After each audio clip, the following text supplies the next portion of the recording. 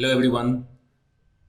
हम करते हैं क्लास 10th का टर्म 1 का जो सीबीएसई ने रिलीज़ किया है मैथमेटिक्स का बेसिक का सैम्पल पेपर, उसका सेक्शन बी में जो कह रहा है कि 20 क्वेश्चंस है, उसमें से 10 क्वेश्चन इस वीडियो में करते हैं। ठीक है, तो चलिए देखते हैं। ये सब मैंने पहले कर रखा है। सेक्शन ए के सारे जो क्वेश्चंस हैं 20 क्वेश्चंस ये मैंने कर रखा है। अगर आपने अभी तक नहीं देखा है तो प्लीज़ उन वीडियोज़ को देख लीजिए। तो देखिए इसमें क्या कह रहा है कि the perimeter of section B में क्या कह रहा है कि 20 क्वेश्चंस हैं जिसमें से कि 16 आपको अटेम्प्ट करना है। ठीक है, तो मैं 20 में से 10 इस वीडियो में बताता हूँ। कह रहा है कि the perimeter of a semi circular protractor whose radius R is. तो यह एक सेमी सर्कुलर प्रोट्रैक्टर है जिसका रेडियस कितना है, आर है। यह सेंटर है और यह मान लीजिए रेडियस आर दिया हुआ है। तो इसका क्या बोल रहा है, पेरीमीटर। इसका पेरीमीटर क्या होगा, ये वाला आर्क का लेंथ प्लस ये पूरा डायमीटर। तो क्या होगा, आर्क का लेंथ क्या होता है फॉर्मूला, पहले तो सर्कल का हाफ, तो सर्कल कितना होता है 2 पाई आर का आधा, ये वाला आर्क का लेंथ हो गया यहां से यहां तक, और प्लस में ये डी पूरा डायमीटर। तो यानी कि आर इतना और आर इतना, तो 2r। इसको सॉल्व कर देते हैं तो ये 2 कैंसिल हो गया। पाई का वैल्यू 22/7, या फिर पाई के टर्म में ही आंसर दिया हुआ है, तो ये पाई आर प्लस 2r, ये हो गया आंसर। पाई का वैल्यू नहीं देने की जरूरत है, डी सीधा इसका आंसर हो गया हमारा, पाई आर प्लस 2r। आप समझे, इस सेमी सर्कल का, क्योंकि पूरे सर्कल का जो यह होता है, यह पूरा होता है 2 पाई आर। तो यहां से यहां तक अगर मान लीजिए कट करके ये वाला लेंथ खाली पूछूं, टेढ़ा वाला इधर से चाहे इधर से, तो इसका लेंथ क्या होगा 2 पाई आर का आधा, 2 पाई आर अपॉन 2, और ये जो है डायमीटर ये पूरा कितना होगा, जितना भी रेडियस दिया हुआ है उसका 2 गुना, तो 2r। इधर 2 कट गया, ये बच गया पाई आर और ये 2r, दोनों को जोड़ दिया तो हमारा ये आंसर हो गया। फिर क्या कह रहा है, इफ PE यानी कि probability of an event E denotes the probability of an event T, कह रहा है साफ देखिए, देन PE का वैल्यू क्या होता है, PE का वैल्यू हमेशा याद रखिए आप 0 हो सकता है या 0 से बड़ा हो सकता है। तो बड़े के लिए ये साइन और बराबर के लिए ये साइन, यानी कि 0 हो सकता है, 0 से बड़ा हो सकता है, या तो 1 से छोटा हो सकता है, या तो चलिए 1 भी हो सकता है। तो ये होगा इसका। चेक करते हैं किस में है ऐसा। देखिए पहला वाला तो नहीं है, क्योंकि इसमें 0 के बराबर नहीं बोल रहा है, इसमें तो किसी के बराबर नहीं बोला, तो ये भी नहीं होगा।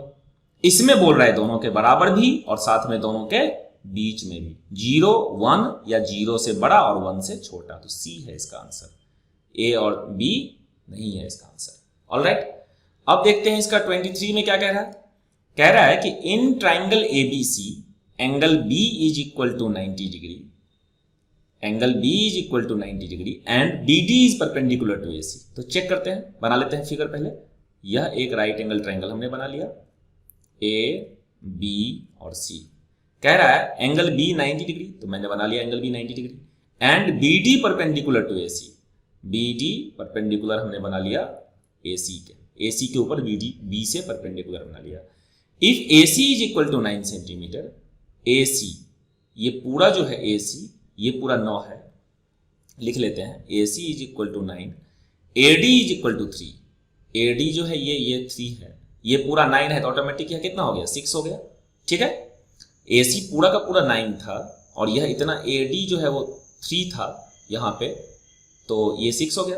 Then BD is equal to, हमें निकालना क्या है BD, हमें इसमें क्या निकालना है BD निकालना है। तो बहुत सिंपल है, इसमें कोई दिमाग ज्यादा नहीं लगाना है। एंगल B का वैल्यू 90 दिया हुआ है और यह परपेंडिकुलर है इसके ऊपर, तो कोई दिक्कत नहीं है। हमें इसमें क्या कर लेना चाहिए, हम जानते हैं कि ये ट्राइंगल और ये छोटा वाला, ये दोनों ट्राइंगल क्या होता है, सिमिलर होता है। और साथ में क्या होता है, इसको समझना है आपको। मैं बहुत लंबा तरीके से बता सकता हूं इसको, लेकिन आपको यह समझना है कि यह दोनों छोटा वाला ट्राइंगल जब सिमिलर होता है तो BD ये जो है इसको सॉल्व करते हैं। देखिए चलिए मैं बताता हूं इसको, थोड़ा सा लंबा ही बताता हूं, कोई बात नहीं। ये दोनों सिमिलर हो गया, इतना याद रखिए, जब परपेंडिकुलर ड्रॉ करते हैं सिमिलर होता है। सिमिलर होगा तो क्या होगा, साइड्स का रेशियो इक्वल होगा, यानी कि AB अपॉन इसका हाइपोटेन्यूस AB, तो इसका भी हाइपोटेन्यूस BC, इसका यह यानी कि इस एंगल का अपोजिट साइड AD, तो इसके इक्वल इसमें यह, तो इसका BD। और इसका कौन सा बच गया, बी डी। तो बी डी के बराबर इसके बी डी के बराबर इसका सी डी। इसमें ए बी और बी सी में से तो कुछ नहीं पता है, तो इसको तो पहले ही हटा दीजिए, इसकी जरूरत नहीं है। इसमें वैल्यू पुट करते हैं या क्रॉस करते हैं, तो बी डी उधर चला गया और ये सी डी इधर आ गया, तो क्या हो गया, A D into C D is equal to B D into B D. तो ये कितना हो गया, ए डी का वैल्यू कितना दिया हुआ है 3, सी डी का वैल्यू कितना दिया हुआ है 6, और ये b D into B d, b D into B d क्या हो गया, बी डी स्क्वायर। तो 18 is equal to B d square, तो b d is equal to root 18। कितना हो गया, रूट 18। और रूट 18 को सॉल्व करेंगे तो क्या होगा, स्क्वायर रूट के अंदर 18 को लिख सकते हैं 3 इंटू 3 इंटू 2, तो यानी कि कितना हो गया, 2 3 में से एक 3 बाहर आ गया, 3 रूट 2। इतना सेंटीमीटर होगा इसका आंसर, तो बी हो गया इसका solution. Pair of linear equations this and this do not have a solution if, तो कब सॉल्यूशन कब नहीं होगा, ध्यान से देखिए, सॉल्यूशन कब नहीं होता है, when a1 upon a2 is equal to b1 upon b2 is not equal to c1 upon c2। जब भी ऐसा होता है तो सॉल्यूशन नहीं होता है। तो लिखते हैं 3 upon 6 is equal to b1 upon b2 कितना, इसका 5 और इसका k, 5 अपॉन k, और is not equal to 3 upon 8। तो पहले इक्वल वाले को सॉल्व करके देखते हैं और फिर नॉट इक्वल वाले को देखेंगे। तो इक्वल वाले से क्या होगा, इन दोनों से 3 1 जा 3, 3 2 जा 6, तो इसको सॉल्व करते हैं तो क्या हो जाएगा, 1 upon 2 is equal to 5 upon k, तो k इधर आ गया, क्रॉस मल्टीप्लाई कर दिया इधर और इधर, तो k इंटू 1 k और 2 उधर चला गया तो 10, k is equal to 10 if k is equal to 10। और इसको सॉल्व करते हैं, इसको सॉल्व करेंगे तो क्या होगा, 5 upon k is not equal to 3 upon 8, cross multiply करते हैं तो 8 इधर आया तो 40 इज नॉट इक्वल टू, उधर चला गया k तो 3k, और फिर 3 इधर आ गया तो 40 upon 3 is not equal to k। तो ये हो गया। अब देखते हैं इसमें सॉल्यूशन दिया कौन सा ऑप्शन में, तो k इज इक्वल टू 10 ये वाला ऑप्शन दिया हुआ है, नॉट इक्वल वाला जो है दोनों वो इसको सेटिस्फाई नहीं कर रहा है, तो यानी कि बी हमारा आंसर हो गया। ठीक है, अब अगर मान लीजिए k आता 3 या कुछ और या फिर 3 5 कुछ और यहां पे आता मान लीजिए कि 5, तो हमारा ये आंसर होता, k is not equal to 5, क्योंकि ये सेटिस्फाई नहीं कर रहा है, दोनों में से कोई एक ही होगा। इस तरीके से ऑप्शन ये बनाते हैं। ठीक है, ऑलराइट, 25 में देखते हैं, 25 में देखते हैं, इसको हटा देता हूं मैं यहां से, जगह ज्यादा छेक रहा है। ठीक है, ऑक्युपाई कर रहा है। इसमें कह रहा है if the circumference of a circle increases from 2 pi to 4 pi, circumference जो है 2 पाई से 4 पाई, देन इट्स एरिया क्या होगा, एरिया चेक करते हैं। सर्कमफ्रेंस जो है 2 पाई, तो पहले 2 पाई r 2 पाई था, तो r कितना था पहले वाला, 2 पाई अपॉन 2 पाई, कट गया तो 1 था, मतलब पहले रेडियस 1 था और बाद में 4 पाई हो गया, तो यानी कि 2 पाई r इज इक्वल टू 4 पाई, तो यानी r इज इक्वल टू क्या, 4 पाई अपॉन 2 पाई, तो यानी कि 2 था, 2 हो गया। पहले 1 था रेडियस 1 सेंटीमीटर, जो भी आप सोचिए, बाद में 2 सेंटीमीटर हो गया, तो एरिया क्या हो जाएगा, एरिया निकाल के देखते तो पहला वाला एरिया क्या था, पाई आर स्क्वायर, यानी कि पाई को पाई ही रहने दिया, आर कितना 1 स्क्वायर, तो यानी कि पाई था, पहले कितना था पाई सेंटीमीटर स्क्वायर, तो बाद में कितना हो गया पाई आर स्क्वायर, यानी कि पाई इंटू 2 का स्क्वायर, यानी कि 4 पाई। तो कितना गुना हो गया, पहले पाई था एरिया, बाद में हो गया 4 पाई, तो 4 गुना हो गया, कितना हो गया 4 टाइम्स। ये अच्छा क्वेश्चन है, ध्यान से देखिएगा, 4 टाइम्स हो गया इसका एरिया। ठीक है, मतलब रेडियस अगर डबल हो गया तो एरिया क्या हो गया 4 टाइम्स, और सरकमफ्रेंस क्या हो गया सिर्फ डबल, मतलब रेडियस अगर डबल हो गया तो सरकमफ्रेंस सिर्फ डबल हुआ, लेकिन एरिया क्या हो गया 4 टाइम्स, क्यों, क्योंकि एरिया में आर का स्क्वायर था, इसलिए 4 पाई हो गया। ऑलराइट, 26 देखते हैं। 26 में कह रहा है कि given that sine theta is equal to A upon B, then tan theta is equal to, बहुत सिंपल क्वेश्चन है, sine theta is equal to A upon B, तो मतलब एक राइट एंगल ट्रायंगल बना लेते हैं। ठीक है, साइन थीटा ए अपॉन बी, तो लिख लेते हैं साइन थीटा ए अपॉन बी। इस साइन थीटा का फॉर्मूला क्या होता है, परपेंडिकुलर अपॉन हाइपोटेन्यूज, तो यानी कि परपेंडिकुलर है हमारा ए, मान लीजिए ये थीटा है हमारा, तो परपेंडिकुलर है इस एंगल के लिए ए और हाइपोटेन्यूज है हमारा बी। तो बेस कितना, पहले बेस निकालते हैं। बेस कितना होगा, ये बेस जो है ये कितना होगा, फॉर्मूला क्या होता है, यहां पे 1 मिनट यहां पे लिख देते हैं, ए बी और सी। तो बी सी कितना होगा, हम जानते हैं कि a c square hypotenuse square is equal to perpendicular square, यानी कि a square plus b C square. A c कितना है बी, तो b square is equal to a square plus b C square. हमें बी सी निकालना है Pythagoras theorem से, तो ए स्क्वायर इधर आ गया, B square minus A square is equal to B C square, और हमें बी सी चाहिए तो स्क्वायर इधर आ गया, तो स्क्वायर रूट, तो क्या हो गया बी स्क्वायर माइनस ए स्क्वायर, तो मेरा बी सी भी मिल गया। अब हमें चाहिए क्या, टैन थीटा। तो सिंपल है, टैन थीटा क्या होता है, परपेंडिकुलर अपॉन बेस। तो इस थीटा के लिए परपेंडिकुलर है यह ए बी, यानी कि ए, और बेस है बी सी, जो कि मेरा निकला है यहां पे square root of b square minus A square. तो ये हमारा आंसर हो गया। तो a upon square root of b square minus A square. तो ए अपॉन, देखिए ए, ये गलती से मत टिक कर दीजिएगा, ये a upon square root of b square minus A square. तो ये हो गया इसका आंसर 26 का। ऑलराइट, अब इसका 28 देख, 28 पे कहां चले गए, 26 था ये, तो ये हो गया। अब हम देखते हैं 27, इसको हटा देते हैं, जगह तो इतना है नहीं इसमें एक्स्ट्रा। ऑलराइट, कहता है x is equal to this, y is equal to this, then x plus y. Simple solve करते हैं, x plus y, 2 sine square theta plus x का वैल्यू लिख दिया और y का भी वैल्यू लिख देते हैं, 2 कॉस स्क्वायर थीटा प्लस 1। ये कितना हो गया, इस दोनों में से 2 कॉमन ले लेते हैं, तो ब्रैकेट में हो गया sign square theta plus cos square theta, और प्लस 1 जो अलग से था वो प्लस 1 तो रहा ही। ये हो गया 2 into sine square theta plus cos square theta, हम जानते हैं 1 होता है, तो 1 पुट कर दिया और प्लस 1, तो ये हो गया 2 प्लस 1, तो यानी कि ये हो गया 3। तो इसका आंसर हो गया 3। ठीक है, सिंपल है।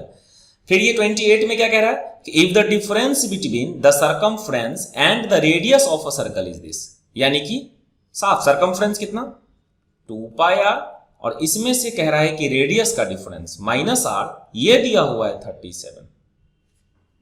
आप समझे कि नहीं समझे, कहता है कि if the difference between the circumference यानी कि 2 पाई आर एंड द रेडियस, और आर इसके बीच का डिफरेंस है 37, पाई इतना दिया हुआ है, the circumference of the circle is, तो 2 पाई आर कितना, तो सिंपल है, पहले निकाल लीजिए, आर दोनों में से कॉमन कर लेते हैं, आर कॉमन है, इसमें क्या बच गया 2 पाई, और इसमें क्या बच गया -1 इज इक्वल टू 37, और वैल्यू पुट करते हैं आर, और ब्रैकेट में वैल्यू पुट करते हैं 2 इंटू पाई का वैल्यू 22/7 -1 इज इक्वल टू 37।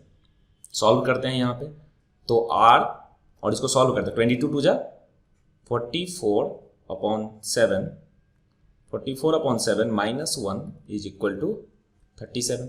तो आर और ब्रैकेट में सॉल्व करते हैं तो कितना हो गया 44 माइनस 7 7 अपॉन 7, एलसीएम लिया, इज इक्वल टू 37। तो इसको सॉल्व करेंगे तो क्या होगा, आर और ब्रैकेट में 44 माइनस 7 31, तो मैं साथ गया 37 अपॉन 7 इज इक्वल टू 37। तो आर इज इक्वल टू कितना, यह उधर चला गया 37 इंटू 7 अपॉन 37, 37 कट गया, तो 7 सेंटीमीटर तो रेडियस हुआ, लेकिन पूछ क्या रहा था सरकमफ्रेंस। 28th क्वेश्चन करे थे हम, पूछ क्या रहा था सरकमफ्रेंस, तो सरकमफ्रेंस कितना होता है 2 पाई आर, तो 2 इंटू 22/7 पाई, और आर का वैल्यू निकल गया 7 पुट कर दिया, 7 कट गया, 22 टू जा 44, इसका आंसर बी हो गया। ठीक है, बी इसका आंसर हो गया। ऑलराइट, ये हमने सॉल्व कर दिया, ये बी इसका आंसर है। तो इस तरीके से 28 हमारा हो गया। अब हम करते हैं 29, इसको हटा देते हैं। 29 में क्या कह रहा है, 29 देखिए, the list number that is divisible by all the numbers from 1 to 10 both inclusive. तो जो नंबर इन सब यहां से यहां तक के सारे नंबर से डिविजिबल हो, तो यहां से यहां तक के सारे नंबर्स का एलसीएम निकालना पड़ेगा। 1 2 3 4 5 6 7 8 9 और 10 इनका एलसीएम निकालना पड़ेगा। सिंपल है, 2 से कर लीजिए तो 1 1 3 2 2 जा 4, 5, 2 3 जा 6, 7, 2 4 जा 8, 9, 2 5 जा 10। फिर से 2 से कर लेते हैं। 1 1 3, 1 5 3, ये 7, 2 2 जा 4, 9 और 5। फिर से एक बार 2 से करना पड़ेगा। तो 1 1 3, 1 5, ये 3, ये 7, ये 1, ये 9, ये 5। अब इसका कर लेते हैं 3 से। तो ये हो गया 1 1 1 1 5 1 7 1 3 3 जा 9 और 5। एक और 3 से हो गया। ठीक है, यहाँ पे कर लेते हैं। तो अभी क्या बच गया ये, तो इसमें 5 7, एक और 5 से कर लेते हैं और फिर मल्टीप्लाई ही कर देंगे सीधा। तो इसका आंसर क्या हो गया 2 इंटू 2 इंटू 2 इंटू 3, और एक और 3 से जाएगा यह, ध्यान से देखिए। तो ये जो है हमारा कितना था, 3 था, तो ये 3 खत्म हो जाएगा और फिर एक 5 और एक 7, तो इंटू एक 3 और एक 5 और एक 7, यही हमारा एलसीएम हो जाएगा। और एलसीएम ही इन सबसे डिविजिबल होगा। तो सिंपल है। आप चाहें तो इसको देखिए, मैं करता हूँ, कोई नहीं करता ही। देखिए यहाँ पे, तो ये क्या हो गया 7, यहाँ पे 3 था, 3 से करते हैं। 1 1 1 1 5 1 7 1 1 5 और फिर 5 से करते हैं। 1 1 1 जो भी है, मतलब ये 1 ये 1, ये एक 7 बचा, 1 1 1 और एक 7 से कर देते हैं। सारा 1 1 1 हो गया। तो ये 2 2 2, 3 बार 2, 2 बार 3 और एक बार 5, एक बार 7। मल्टीप्लाई करते हैं। 2 2 जा 4, 4 2 जा 8, 8 3 जा 8, 9 जा 72 इंटू 7 5 जा 35। मल्टीप्लाई कर देते हैं 35 और 72 को। 35 2 जा 70, 7 5 जा 35, 3 और 7 जा 21, 21 और 3 24। ये हो गया 0, 1 5 2520, 2520 इसका आंसर हो गया। 30th में क्या कह रहा है, 29 तो हो गया हमारा। 30th में क्या कह रहा है कि 3 bells ring at intervals of 4, 7 and 14 minutes. All 3 rang at 6 am. When will they ring together again? तो 6 बजे में अभी रिंग किया है, तो बताइए कि यह वापस कितनी देर के बाद, कितने बजे रिंग करेगा। तो पहले एलसीएम निकाल लेते हैं। तो कितने मिनट के बाद वो पता चल जाएगा। 4, 7 और 14 कितने मिनट के बाद करेगा वो निकल जाएगा। 2 से करते हैं। 2 2 जा 4, 7, 2 7 जा 14। अब 2 से एक बार और, 1 7 7 और फिर 7 से 1 1 1। तो एलसीएम कितना हो गया इस सब का, 2 इंटू 2 इंटू 7। 2 2 जा 4, 7 जा 28 मिनट्स के बाद। तो 6 बज रहा है, 6 बजे किया था, तो वापस कितने बजे करेगा, 6:28 बजे सुबह में, AM में। तो ये हमारा सी इसका आंसर हो गया। तो इस तरीके से सारे क्वेश्चंस हो गए 30 तक। अब नेक्स्ट वीडियो में हम इसका 10